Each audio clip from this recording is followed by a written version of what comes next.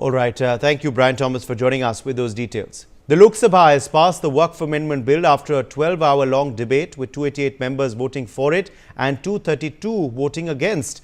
The hours-long debate saw the ruling NDA defending the legislation as beneficial for minorities, while the opposition described it as anti-Muslim. The bill was passed after all amendments moved by the opposition members were rejected by voice votes. Union Minorities Affairs Minister Kiren Rijiju said there is no place in the world safer than India for minorities, and they are safe because the majority is entirely secular. The bill will now go to Rajya Sabha, where another long debate is expected today. 8 hours have been allocated for the same. The revised bill was brought in by the government after incorporating recommendations of the JPC, which examined the legislation that was introduced in August last year. The Mussalman Waqf Repeal Bill 2024 has also been passed, of course, in the Lok Sabha.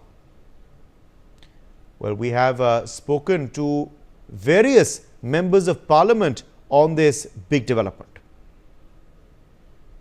Samajwadi party के वरिष्ठ नेता अवधेश जी हमारे साथ में मौजूद है। अवधेश जी, तो वक्फ bill Lok Sabha में पारित हो गया जिसका आप लोग विरोध कर रहे थे, क्या कहेंगे सर?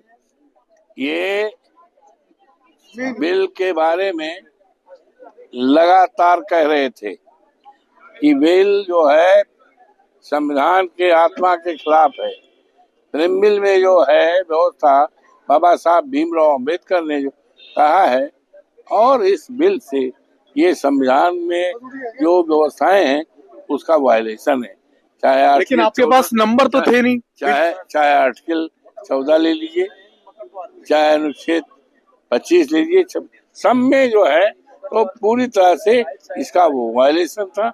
हम लोग पूरी तरह से समाजवादी पार्टी, हमारे नेता माननीय अखिलेश यादव जी और सारे बल्कि इंडिया गठबंधन पूरी मजबूती के साथ एकजुट होकर के इसका विरोध किया।